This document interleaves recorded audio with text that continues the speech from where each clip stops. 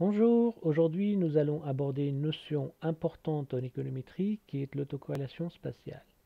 Notre présentation est structurée autour de 5 éléments. Tout d'abord, un éclairage de ce que veut dire la notion d'autocorrélation spatiale. Puis, dans un second point, nous aborderons les différentes sources de l'autocorrélation spatiale. Dans un point 3, nous parlerons de la manière de mesurer l'autocorrélation spatiale, puis nous proposerons une illustration à partir de données réelles.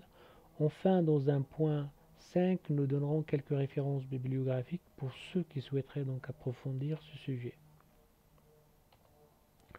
L'autocorrélation spatiale peut être définie comme la ressemblance des valeurs en fonction de leur localisation géographique.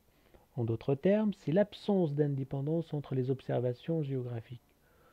On relève de manière assez récurrente que les variables spatialisées ou géolocalisées se caractérisent par des dépendances ou des interactions spatiales qui sont d'autant plus fortes que les localisations sont plus proches. Everything is related to everything else, but near things are more related than distant things. Si on voulait traduire la phrase, cela donnerait tout interagit avec tout, mais deux objets proches ont plus de chances de le faire que deux objets éloignés ou distants. Cette formule célèbre qualifiée de première loi géographique que l'on doit à Waldo Tobler en 1970 résume assez bien notre problématique.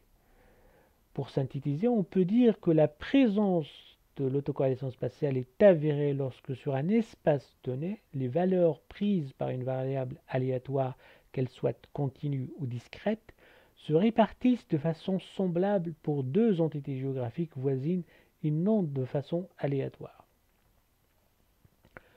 L'autocorrélation spatiale, qui n'est autre d'ailleurs que la corrélation d'une variable avec elle-même, peut être positive, négative ou bien nulle. Elle est positive lorsque les valeurs mesurées dans des lieux voisins se ressemblent davantage qu'ils ne ressemblent aux autres valeurs. Cela traduit une tendance à la concentration dans l'espace de valeurs élevées ou faibles d'une variable aléatoire. Dans l'autre sens, l'autocorrélation spatiale négative renseigne sur la situation où chaque unité géographique est entourée par des localisations voisines dont la variable aléatoire prend des valeurs différentes. Enfin, notre dernier cas, c'est l'autocorrélation spatiale nulle qui correspond à une répartition aléatoire des valeurs dans l'espace. Les figures ci-après illustrent nos trois situations. On a dans la figure de gauche le cas d'une autocorrélation spatiale positive avec un regroupement géographique d'observations de classes voisines. Ensuite, dans la figure du milieu, on a le cas d'une autocorrélation spatiale négative avec un regroupement géographique d'observations dessemblables.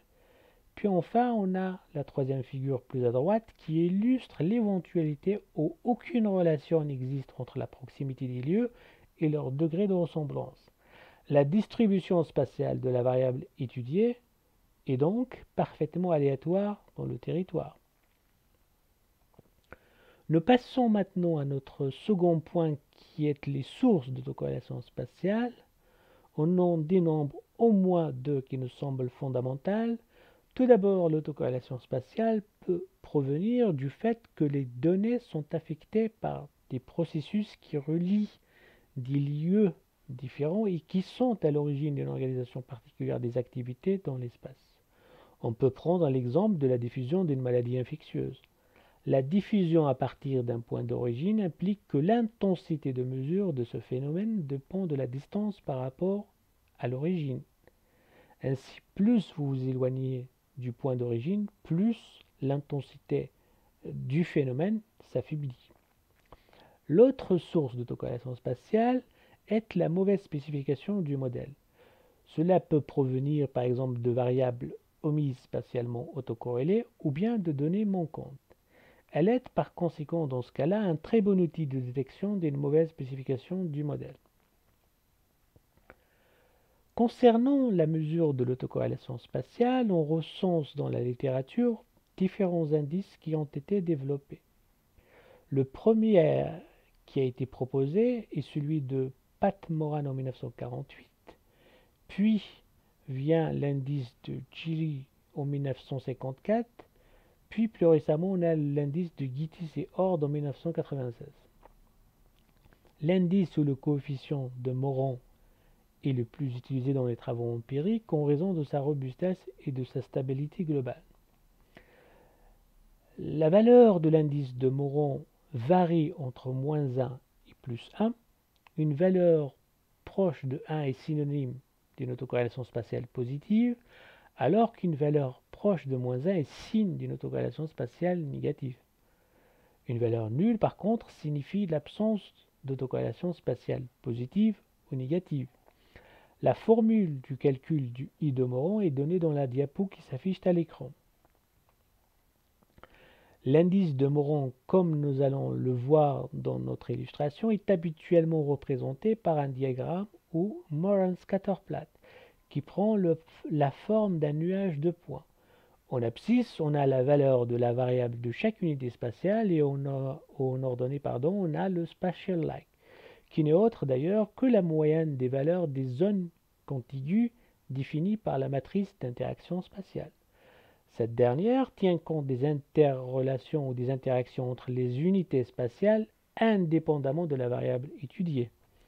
Les matrices de voisinage ou de poids les plus couramment utilisées dans les travaux sont les matrices de contiguïté ou les matrices de distance. La matrice de contiguïté, c'est quand vous avez une région A qui partage la même frontière avec la région B.